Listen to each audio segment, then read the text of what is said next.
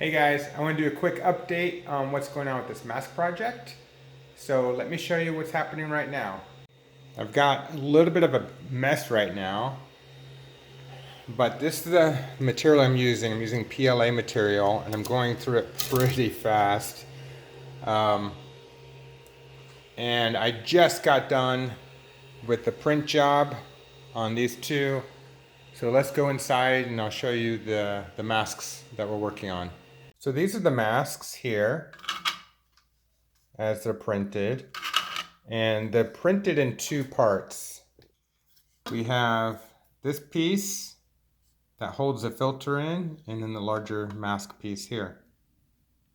So what I do, I have filter material. I use this as my template, and I cut these out, and I have larger strips as well of filter material I use. And I just cut them all out, and they go inside the mask like this.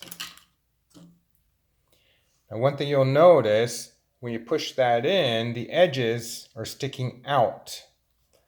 A lot of people initially were using these with the original masks in a way that put the material, let me grab one of these. So with the original mask that people were using, the Montana mask, people were putting this in here,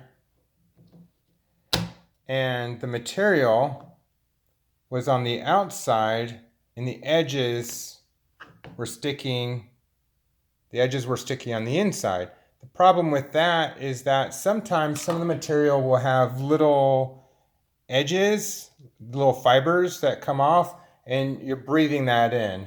So you really want it to be the opposite way. So if you're using a Montana mask, you put the filter side here, so this cross is visible here, and the edges are sticking out here. But this works out well. That's just the right size, and the edges are stuffed under that edge there. Okay, so that's the filter, and then I use this rubber seal. And what I found is precisely 14 inches is the right length to go around here. Because on this rubber seal, I cut it down to 14 inches, and then I just pull these apart. Like that. Then the straps have to go in. Now initially,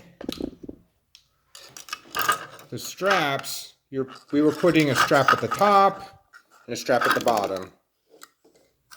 And that's what everybody was doing. Two straps that were basically the same because you had to pull both over your head. The bottom strap goes around the neck. So on the bottom strap, what people were doing, down here was just pulling it forward to get it tight and then trying to wrap it back. So they were trying to pull it tight and then wrapping it around like that, trying to get it to hold. But what happens is, because you can't tie it here, because then it's too tight to take off. So what was happening with that technique is that it would slip over time, and then they were getting air leaks on the side. From day one, I've been asking for clips for this. So I got the ones off my 3M respirator, and I overnighted them to a guy named Ross I met on Twitter, and he duplicated it and made a file of these. And these are brilliant because easy to put on and off, and you pull it to tighten it, and it will not slip back. If you notice, there are little teeth right there that help hold it in place. So that's a great design. Another design that I just recently discovered, there's another guy, I'd been posting for a while looking for clips. There's nothing effective. So somebody came up with this, which in theory looks like a good idea. It works only with a Bolivar mask, and it clips in to the slot here where the strap goes, like that. And then in theory, the strap would go on here, and you could pull it out and in as needed. The problem with this clip, you pull it tight so it's snug, and then you're wearing it, and it works out. It does not hold really tight. Either way, I've tried different ways of putting it through. The only way this would be really effective is if there was a third hole. That would help hold it snug by snaking it through them like that. Either this way and going out, or you're going around and coming back this way and pulling it that way. So this is not really an effective clip. So right now, the best clip out there is this 3M design. And I'll put links to it in the description. Anybody wants to use it, they can download it from Thingiverse and make these clips. And they'll work with any mask that somebody's making. Filter material, I found some online. Also, good HEPA filter material, works very well. Vacuum cleaner bags. N95 mask is 95% effective at 0.3 microns.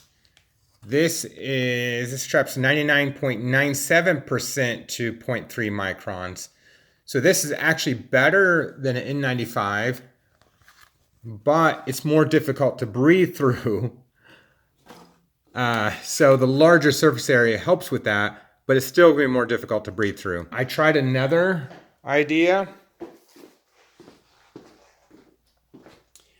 In surgery rooms, when they're doing surgery, they use anywhere from a MERV 13 to a MERV 16 for their air conditioning units, for the filters. So this is very effective. The problem, I took one apart. The problem is the material is so thick.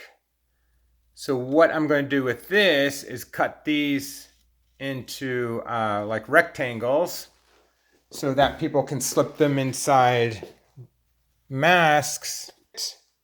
And then with that pocket, you can slip in material like that into these kind of masks for just everyday shopping. This is where we are. These are masks that have been made already, and they have the clips on them. Some things are getting more difficult to find.